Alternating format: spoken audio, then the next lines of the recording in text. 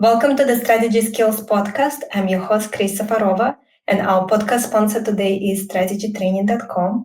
If you want to strengthen your strategy skills, you can get the overall approach used in well-managed strategy studies. It's a free download, and you can get it at firmsconsulting.com/overall approach. You can also get McKinsey and BCG winning resume, which is a resume that got offers from both of those firms. And you can get it at firmsconsulting.com/resume PDF. And if you like books on leadership, I have another gift for you. It's a book on leadership, co-written with some of our listeners and clients. And you can get it at firmsconsulting.com/gift. And today we have with us Dean Carignan. Dean has spent over 20 years at Microsoft, leading high-impact businesses, including early internet efforts, Xbox, multiple AI initiatives. Dean, welcome. Yeah, thank you. So you have an incredible career. And of course, you have a huge career ahead of you as well. You're so young. So maybe we can start with an overview of how you got where you are today. I started my career in international economic development. I worked for the World Bank and USAID. And what I really loved about that work, development work, was two aspects. One is you're trying to solve really hard problems, working with countries that are aspiring to grow and to kind of improve their lot in life. And that combination of solving hard problems in ways that help people was something that just inspired me right from the start. And so in kind of the next phase of my career, I had an opportunity to go and work for McKinsey and Company at a time that they were just starting their technology practice. And that was an amazing experience because I got to help to build a new institution within McKinsey. And of course, we were helping our clients to solve really hard, challenging problems in ways that benefited them significantly. I mean, this was kind of during the internet revolution and at a time that every company was thinking about how do we reinvent ourselves. I then went and got an MBA. I attended INSEAD, did the extension at the Wharton School, and started at Microsoft, actually now just over 20 years ago. The thing I loved about Microsoft was, again, the opportunity to solve really hard problems and have impact in people's lives, by making Microsoft's software and products and tools better and more useful. I worked in a variety of product teams across the company, but probably the single most important moment was when I decided to go from building software to doing research. And I did this in 2015 because I could kind of see AI really starting to take off. And there was a huge investment in Microsoft research to set up dedicated teams to really go and get onto the frontier of AI. And so I moved over there to do that. I was always, something we'll talk about in the context of the book, but I was always what we call in the book a boundary crosser. I was always living between two worlds. So I was in the research organization, helping the researchers, but I was always with a foot in the product world, helping to make the research real and useful and practical for the teams that were building out our software products. And for me, that intersectionality has always been just inspiring to kind of work across two groups. And we'll probably talk about it because it's part of the book. In 2020, my manager, Eric Horvitz, was asked to create a new office within Microsoft that was called the Office of the Chief Scientist. And the rationale for that was science itself, all the hard sciences, physics, chemistry, biomedicine, were becoming so intertwined with computer science that the company needed a chief scientist, just really thinking about that intersection and what it meant for our customers. And so I moved over into that organization. Well, we created the organization. We built it up from nothing. And we do a combination of research, technology transfer to product groups, and then a certain amount of outreach to the outside scientific community. And so that is where I work today. It's the place where I wrote and launched the book. And it just maps to my passions, solving hard problems in ways that benefit people. So that's where I am today. When you worked at McKinsey, what is the most memorable moment from that period of your life? Yeah. The week I started at McKinsey, I went to an internal presentation, and one of our senior partners gave a presentation on microeconomics and made it relevant to the internet revolution. And it was this moment that I sort of realized that there's a huge body of work outside technology that can help to explain technology. And I was living in the midst of the hype of the internet revolution. People even talked about the new economy and how everything was changing. And this one presentation made me realize that even though a technology itself may appear completely unique, completely different, completely transformational, there are patterns of how technologies roll out and are adopted and deliver value that date back decades, even to the Industrial Revolution. And I think that was the moment I absolutely fell in love with McKinsey. I was just like, here's an organization that captures this knowledge, codifies it, synthesizes it, and then brings out the relevant parts for any customer or client when they're kind of facing this transformational moment or this moment of, radical change.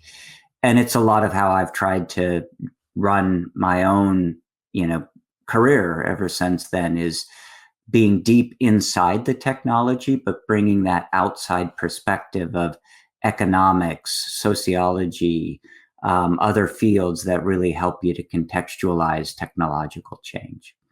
I guess the other thing, and I'd be remiss if I didn't say it, is the real passion for client service at McKinsey. That really, it was something that I already had and was innate to me, but it was just so powerful to be in a community that just cared deeply about helping the clients and just to be surrounded with people who kind of shared that passion.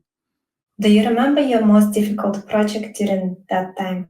Yeah, there was one where, well, there were many. The one that I think was difficult was a government agency that wanted to recruit technological talent and wanted to pay them commensurate with what they would get in the private sector, but was not going to be allowed to do that by virtue of government budgets and things. And they had kind of gone into the engagement with the view that that's the only way we'll get talent, is just by paying what they would make in the private sector. And it was really hard to work around that kind of going in assumption that the client had brought. In the end, we were able to convince them that money is only one of many motivations. And in fact, mission and impact and contributing to, positive outcomes for society are often even more inspiring, than an actual paycheck. So I would say that was a very hard one because we had to change this sort of overall mental model of the client. But I think we did a good job of it, and we helped them to operate within the constraints and see a broader perspective on what motivates people to join an organization. And the last question on your consulting days is, before you joined McKinsey and consulting, you had certain thoughts about what it will be like. What surprised you once you were in? Yeah, I think how the vision of McKinsey was absolutely true when I got inside. People think of McKinsey as very rigorous, very data-driven, very cognitively oriented, but also passionate and, kind of very caring about the benefit they're delivering to clients. And when you read that from the outside, it sounds great, but you're kind of like, is it really true? Is that the marketing? And it was absolutely true, profoundly true. And for me, that was a learning in terms of the importance of culture. McKinsey has been this way from its earliest days. One of the things that they give you when you sign up is a book written by the founder, Marvin Bower. And his book is called Reflections on McKinsey. And it's everything that he believed about McKinsey, and it's everything that he tried to instill in the culture.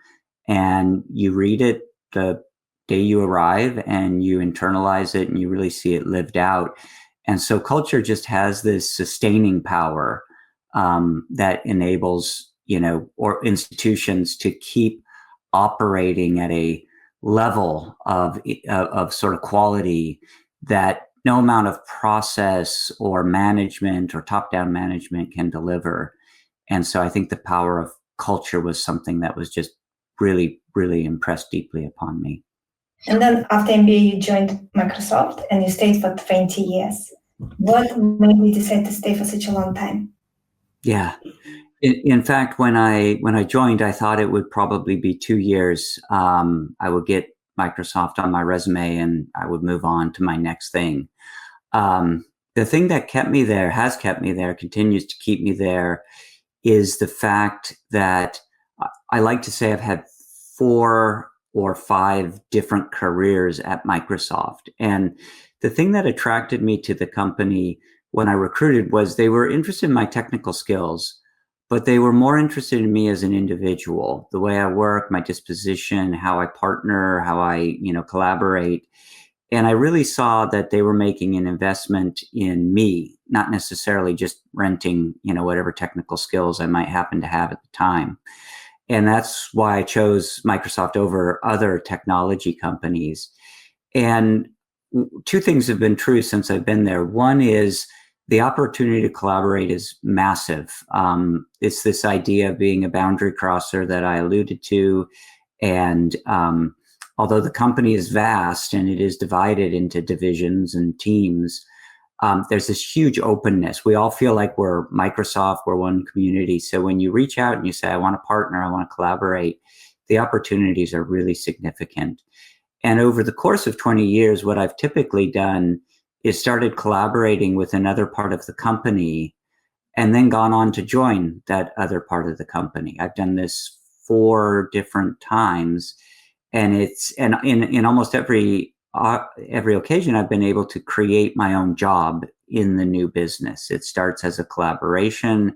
We're working on an opportunity that we see. As the opportunity matures, I'll typically say, I would like to move to your organization and create a new role that does the following things, because through collaborating, we can now see that those things are needed. And so for me, that has always kept it fresh. It's kept me growing. It's kept me challenged, and it's made me, not feel like I need to leave the company to keep growing. Then the other factor is just really personally resonating, with the mission of the company, to help every organization and individual on the planet to achieve more. It's just an amazing mission to be part of. It aligns to my passion for helping people. And so I think it's the 2 things, the ability to challenge myself and then the opportunity to have a good impact. But it did not start out as a 20-year plan. It was more like a 20-month plan at the beginning. Dean, and you recently co-wrote a book. What are the main messages you wanted to share with the world as part of that book? Yeah. The inception of the book is interesting here because my co-author, Joanne Garbin, joined Microsoft. So at that time, I was about 17 years. She was just new, and she was setting up an innovation team in Azure. And we met as peer mentors, and we started exchanging stories and ideas about how innovation happens. And even though she had spent most of her career in smaller companies, startups and mid-caps, and I'd spent my career in the corporate world, there was a real similarity, I would say almost commonality, of the patterns and practices that we observed. And we struck on this idea that innovation is a universal practice. It's not different in a startup from the way it would work in a corporation, from maybe a government institution. It's all about people and motivating people and aligning people around a common mission. And that is cuts across all size and types of organizations. So as we came to that realization, we thought, let's write some case studies, maybe, put them out on the internet.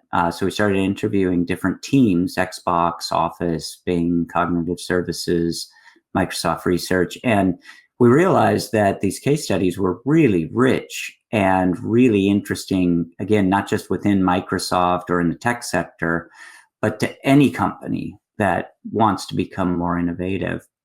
And so that was the point where the idea of a book hit upon us. And we managed to find a publisher, and we had a number of case studies in flight. So we finished the case studies, and then we distilled them into these 4 patterns that come at the end of the book, which we call innovating every day, innovating over the years, innovating with everyone, and innovating more than technology. And so we decided to, set the book up in a way that if you're in a hurry and you just want the synthesis, you read the 4 patterns. And if you really want to understand the detail and go inside these case studies, then you read the case studies plus the patterns. We've gotten incredible feedback on both sections, but what people say about the case studies is they say, I feel like I was inside Microsoft. I feel like I was part of that team that was launching the first Xbox or, pivoting Office to AI. And that's exactly what we hope to achieve, to help people to live those experiences viscerally, because that is the hardest aspect of innovation, is the struggle that it entails and the setbacks and the failures and coming back again and again and again, even though it looks like you're never going to succeed, and then finally reaching that moment where, you get past a certain milestone. And you can't articulate that in the abstract. You have to tell stories to communicate that. You have to literally show all the steps, all the setbacks, all the, redirection that had to take place. And so when you read the case studies, you live that experience. And that's what we were trying to communicate through that part of the book. Dean, and from 2013, you focused heavily on AI. So let's spend some time talking about this topic because it's such an important topic right now. What excites you most about the next wave of AI-enabled work? Yeah, it's a great question. I really deeply believe that AI will take away the drudgery of many jobs and enable people to focus on the aspects of the work that excite them. And we're already starting to see that in a lot of studies that have come out from big tech, from academia, that people are able to take repetitive, routine, formulaic parts of their jobs and hand that off to AI and take the time that is freed up to do the things that they're really excited and passionate about, and that, frankly, make better use of their skills as humans. I'll give you just a personal example. I used to spend at least a half hour every morning going through tech news, trying to figure out what was, important, what was significant. I use a tool from Microsoft now called Researcher Agent, part of Microsoft 365 Copilot. And I just say, summarize the news. And it goes off and it reads every news story. It kind of, based on criteria that I will give it, it'll filter it. So I'll say, summarize the tech news with a focus on AI. I'll give it that much specification. And it will come back with a nice, crisp, well-written summary. And then I can ask it questions because it's read all this material that it's summarized. So I can say, tell me more about, this paper that came out from Stanford University where they're, looking at human AI interaction. And it'll give me that. And then eventually I might just say, well, give me the link to the paper because I'm going to read the whole thing. So it allows me to go deep where I need to, but it gets me that surface level view that has transformed my ability to consume technology news and make sense out of it. The most exciting is taking drudgery away. Can you please speak more about how do you personally use AI in personal life and as part of your work? What you can share? Yeah. So obviously the kind of staying on top of news and research is a big element. I do use AI as a writing coach as well, and we did this during the book. Every word in the book was written by Joanne or me, or a combination. But we did use Copilot for feedback, evaluation. Sometimes when we were blocked, we would just kind of speak to it and have it kind of do a first draft of what we wanted to say. We could write something 2 ways and have it give a critique of which one sounded better. Over time, Joanne created kind of a little agent that was familiar, with the book. And so we can use that to get ideas for future interviews or, maybe kind of podcasts that we're going to do. So we've used it to keep our perspective on the book fresh and give us a way. And instead of sitting down and flipping through the book, we can just ask our GPT, hey, remind me what the key points of the Xbox chapter was, or get me a quote from Phil Spencer that, speaks to this, kind of topic. And so just having the ability to interact, kind of with content we've already created is quite powerful. The area that I think everyone should be thinking about, and that I'm, starting to do more across my whole team, is using AI to prototype new products. And we really are in a world where you can describe an experience using natural language. You could say, hey, I need an agent that is going to look at weather patterns in my area over the last 3 years and, find the best time to plant my garden. And it's going to go out and it's going to crawl a bunch of web data and bring it back and analyze it. And so that's a bit different from a chatbot. A lot of our AI experiences are chatbots today, and we talk to them. Agents really, do things for you. And if you have a sense of a workflow and a set of things you always do, you can create an agent to do that for you. And so I really encourage people to think about that, because often we're trapped in this chatbot paradigm. We're just like, well, I can talk to the AI and it can give me information, and maybe it could do a web search, but there's so much more that they're able to do. And I think people that embrace agents as a way to extend their work or hobbies are actually going to be at an advantage over people who don't. And so, I always say that is an area people should be proactively experimenting with. And, I'll say even for me, it took effort to get out of my historical ways of doing things. You've built so many habits over decades in a career that you tend to say, well, an email came in and they want this information, so I better go and start personally searching for it. That's exactly the kind of thing an agent could do extremely well. And the frameworks, for M365 Copilot has an agent builder. May not be broadly available yet, I don't know, but with a few lines of natural language, you can describe what you want it to do.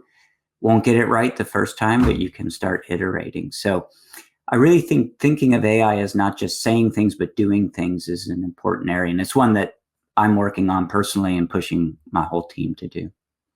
For our listeners who are not familiar with building agents, can you give a little more details? Yeah. An agent is just something that does work on your behalf. And, in the physical real world, we have property agents who research property for us. We used to have travel agents who would, book travel for us. It's less so, but an agent's just something that does work on your behalf.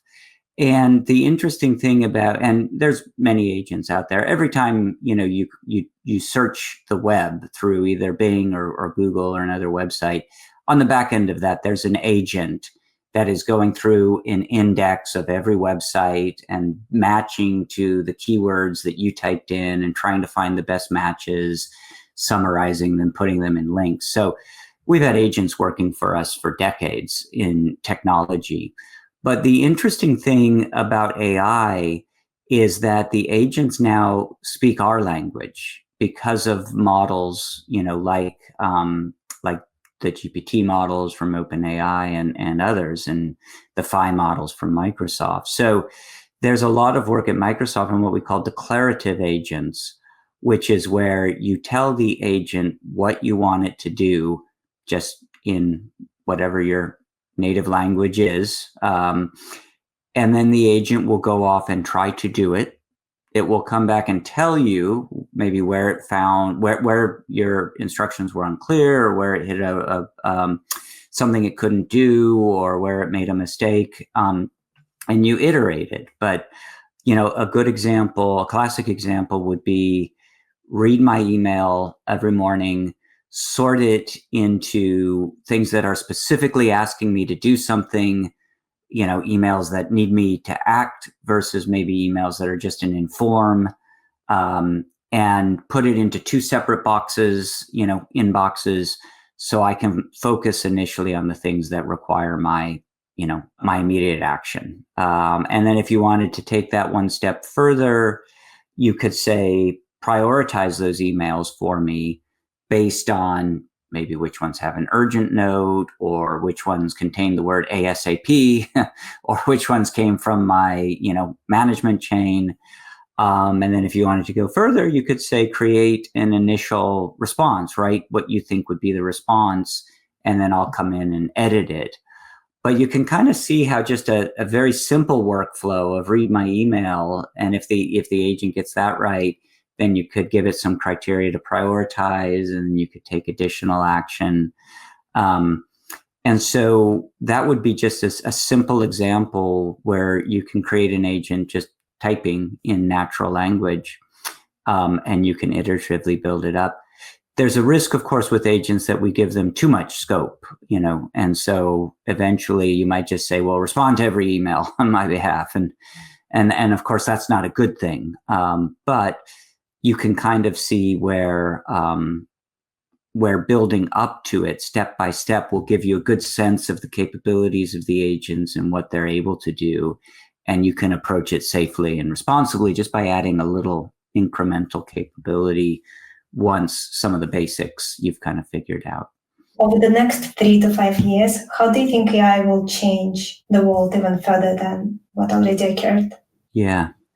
Two areas for me. I think in the developing world, and I think of my World Bank background here, AI is going to have this extraordinary impact for a couple of reasons. One is the fact that AI is multimodal now, and you can talk to it as well as type to it. There's a huge swath of population that doesn't have access to a laptop and keyboard, but they might have a mobile phone that they speak into. The other thing is the ability to bring services into areas that have been historically underserved. So that could be medical services, where if you've got, a local health clinic that is short-staffed, maybe they don't have a doctor except once a week. Maybe they have a nurse who could then use AI to extend their medical knowledge, or kind of build on the training that they've had. The ability of a single doctor to service more patients because they can bring AI in to augment their work and accelerate diagnosis and, better kind of reading of patient data.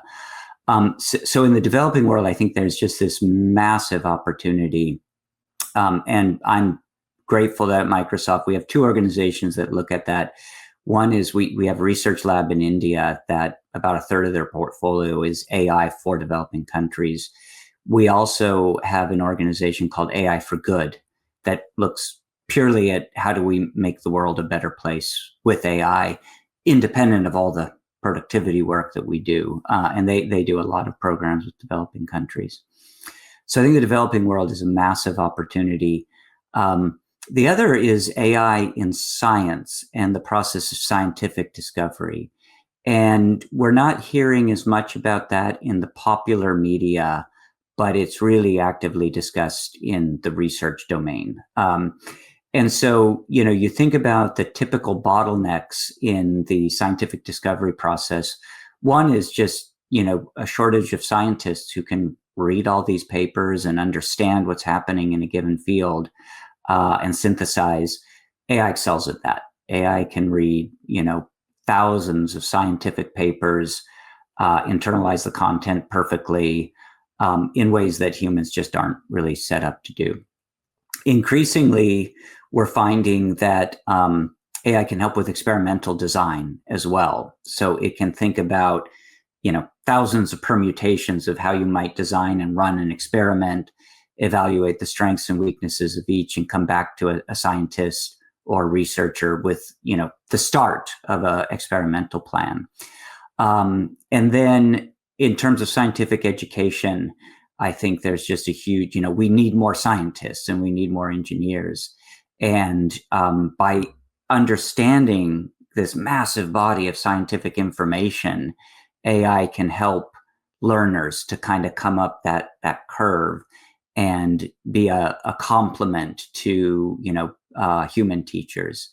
So we've even seen, some advances in terms of automation. A lot of experimentation, especially in the life sciences, takes place in a physical laboratory.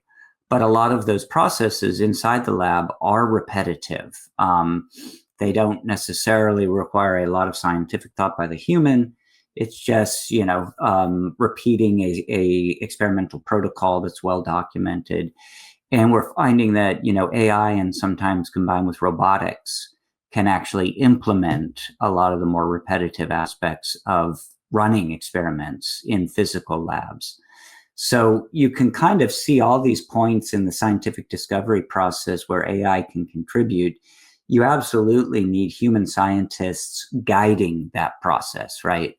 And it's one of those things where human judgment is critical. But you can see AI maybe taking some of the drudgery out and allowing the scientists to really do what they're best at, which is thinking creatively and thinking about, the rigor of the experimentation and other things. And if someone is listening to us right now and they feel they kind of fall a little bit behind when it comes to using AI, they are maybe using ChatGPT for basic things, but they understand that they kind of fall behind.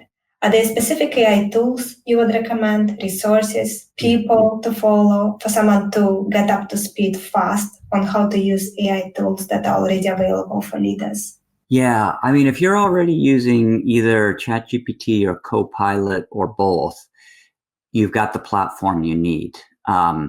And I always say use AI to study AI. And basically start asking questions. Just ask it, what were the most important developments this week in AI? And then when you see a word or a technical term that you don't understand, ask the AI to explain it. And you can even say, explain it to me as if I was a high schooler, or explain it to me as if I was a retiree. And that's the beauty of AI, is it doesn't get tired, it doesn't get fatigued, it doesn't get annoyed because you're asking it to, explain something in simple terms. And so start just asking and inquiring and following your curiosity. And also and then what is great is that right now you may think of ChatGPT or Copilot as just a chatbot, something you talk to, but we are always giving them tools that they can use. So let's say you got a piece of information, you were talking about a trip to Europe, and then you're like, okay, but now I need to think about the hotel. You can just ask the AI, say, hey, could you go and do a search on these dates, on these travel sites, and bring me back the hotels that, match my criteria? And it'll tell you, I can't do that yet.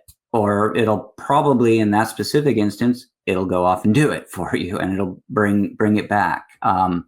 So don't be afraid to ask, inquire, and assume there's a lot of capability sitting behind this chat interface. I always tell people, ask it to draw you a picture. That's one of the coolest things is, artistic creative capabilities. So I will never buy a birthday card if I can avoid it. I'll just create one, based on some ideas I have. You can say, grab this photo and eliminate all the people in the background for me, and it'll do that. So just ask and inquire. And then the other thing I encourage people is to engage in a process. The fancy word for it is metacognition. The simple word for it is thinking about thinking, and reflect on your own thought processes. And as you work through a big problem or planning process or something, think about how you approached it, how you broke the problem down, how you made decisions. And the more you understand about how your own brain works, the easier it is to contextualize what the AI is doing. It's not doing exactly what you're doing, because they do operate in ways that are different from the human brain. But you've got this amazing, example of intelligence that you carry around every day. And the more you think about that, the better you'll be able to kind of think about how the AI is working and what it's doing. And then ultimately, what we all want is a human AI complementarity. We want humans to do the things that they're good at and AI to do the things that it's good at. And the more we're all thinking about those two domains, the better we are going to be at hanging on to the things that we do well and that we enjoy, and then better understanding the AI to get it to complement that. Dean, thank you so much for being here. Where can our listeners learn more about you, buy your book, anything you want to share? Yes. So the book is available everywhere, both physical book, Kindle, and audiobook. So you can purchase anywhere that books are sold. And then if you go, we would really encourage everyone to go to our book site, www.innovation@microsoft.com. At the bottom of the first page is a link to sign up to become what we call insiders. Insiders for our book get the first view of any new content that we put out, or any breaking news or anything related to the book. We'll also be building that into a community of people who just discuss innovation as a practice and a discipline. And so it's a fast-growing community. It's free to join, and we would encourage everyone to go to our book site and sign up. Dean, thank you so much again for being here. Our guest today again has been Dean Carignan. Check out the book he co-wrote, The Insider Guide to Innovation at Microsoft. And our podcast sponsor today is strategytraining.com. If you want to strengthen your strategy skills, you can get the overall approach used in well-managed strategy studies. It's a free download, and you can get it at firmsconsulting.com/overall approach. You can also get McKinsey and BCG winning resume, which is a resume that got offers from both of those firms. And you can get it at firmsconsulting.com/resume PDF. And lastly, you can get 9 Leaders in Action, a book we co-authored with some of our amazing listeners and clients. And you can get it at firmsconsulting.com/gift. Thank you so much for tuning in, and I'm looking forward to connect with you all next time.